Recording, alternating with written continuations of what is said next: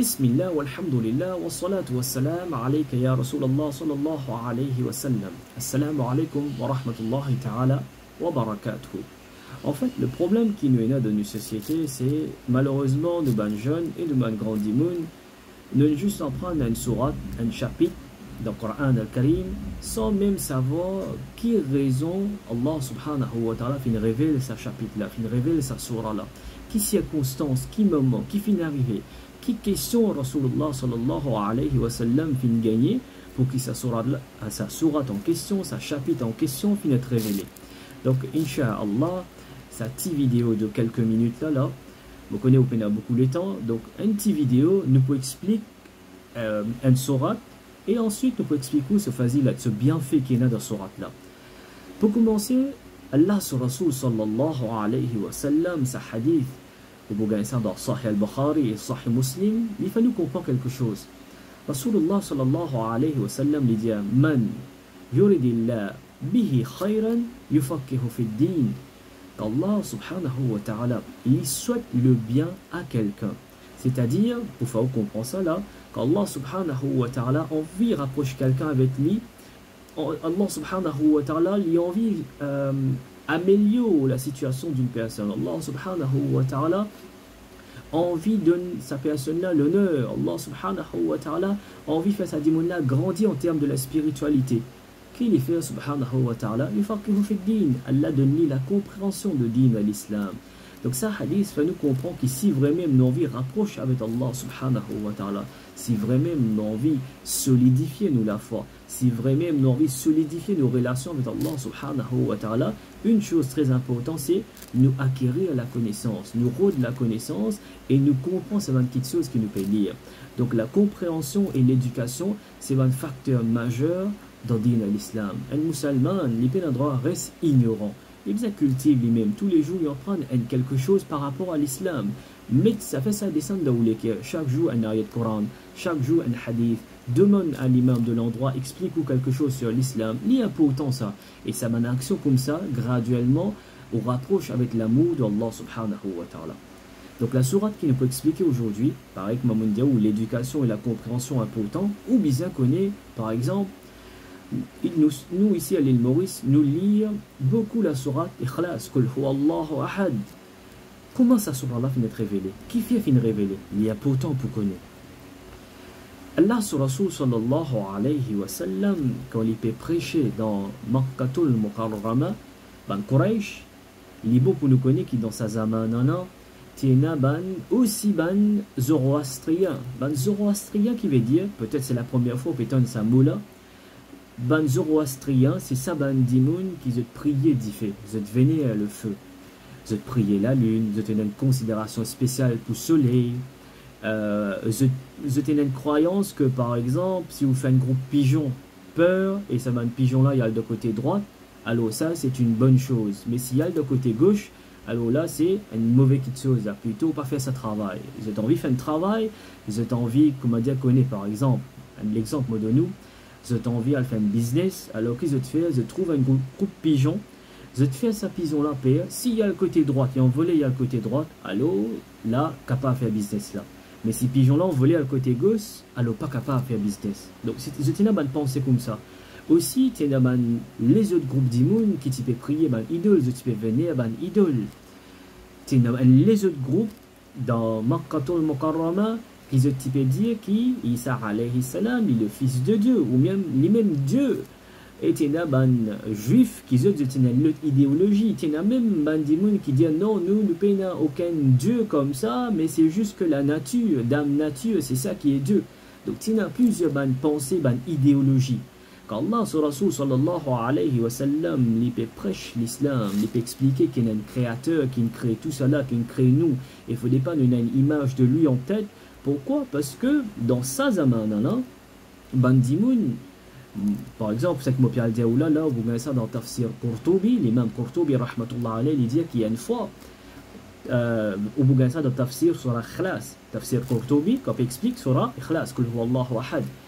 L'imam Qurtubi, rahmatullah alayhi, il dit là-dedans qui en arabe, une fois, les vignes contre Rasulullah sallallahu alayhi wa sallam, il dit ya Rasulullah sallallahu alayhi wa sallam, maintenant dire que vous pouvez dire, il y a un créateur, donc c'est créateur que vous pouvez dire, c'est Allah que vous pouvez dire, ma question c'est, c'est Allah là, dans qui matière il était, est-ce qu'il crée en l'eau ou bien en argent? Donc c'est une question là, finalement.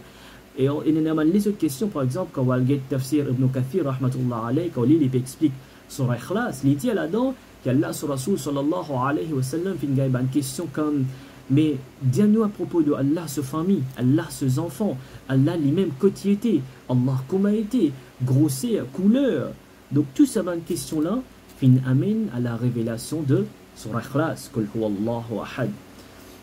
Donc, quand fin c'est une question, Allah veut révélation, subhanahu wa ta'ala. Il dit, ya Muhammad sallallahu alayhi wa sallam, dis banna, qul huwa Allahu ahad.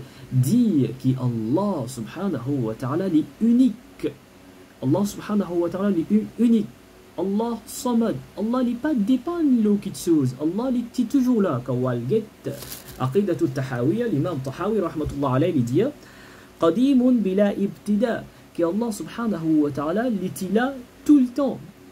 Pas fini d'un commencement ni à la fin pour Allah subhanahu wa ta'ala. Inch'Allah, dans les autres sessions à venir, nous pourrons expliquer Aqidatul Tahawiyya, un petit peu la croyance sur Allah subhanahu wa ta'ala. Unique, cela veut dire quoi? Qul huwa Allahu ahad.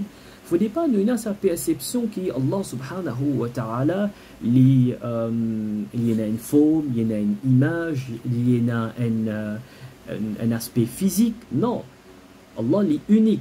Ça veut dire tout ce qui est capable d'imaginer, tout ce qui est capable de penser, qui veut dire Qul huwa Allahu ahad, tout ce qui est capable de penser, tout ce qui est capable de comprendre, tout ce qui est capable de trouver, Allah subhanahu wa ta'ala lit au-delà de tout ça.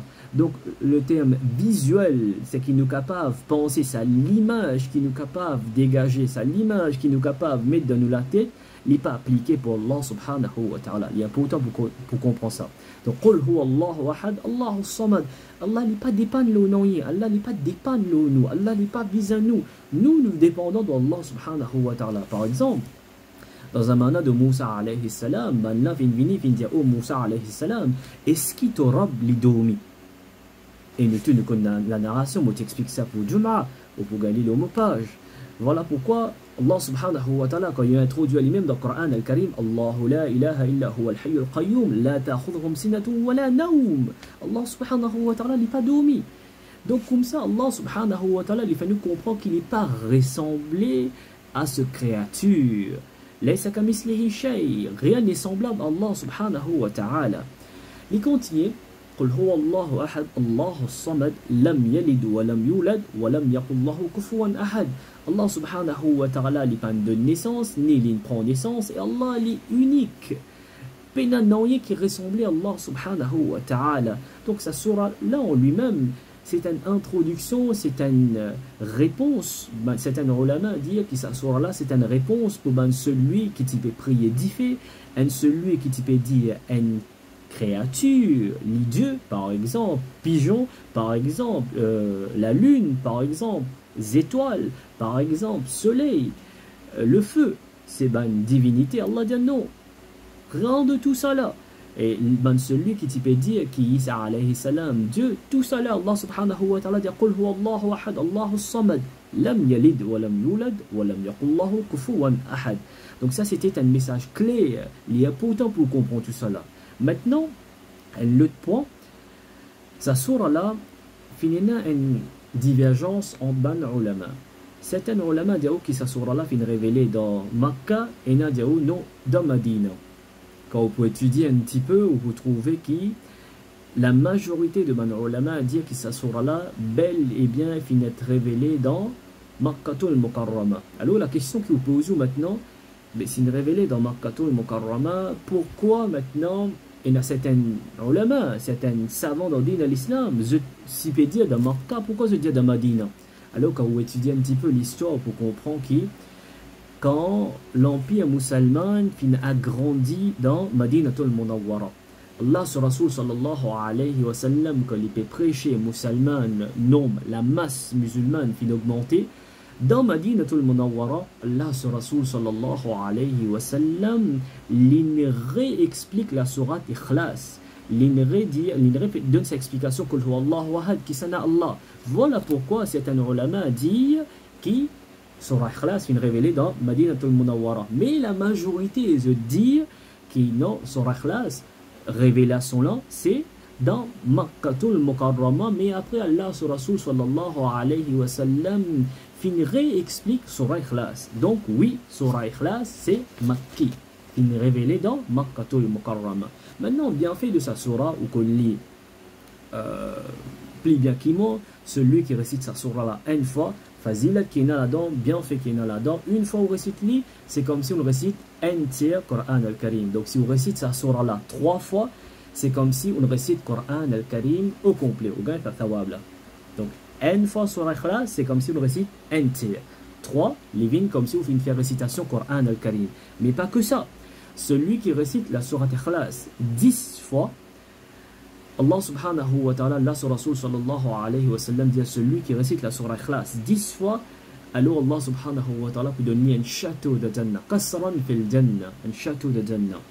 Allah sur Rasul sallallahu alayhi wa sallam lui continue de dire, celui qui récite la sourate Ikhlas, Sayyiduna Abu Huraira radiyallahu ta'ala, on peut ça dans Tirmizi Sharif, hadith 2897. L'imam Tirmizi, rahmatullah alayhi, il rapporte un hadith. Sayyidina Abu Huraira, radiyallahu ta'ala, il dit à Mutavet Rasulullah sallallahu alayhi wa sallam, nous pouvons marcher, nous pouvons marcher.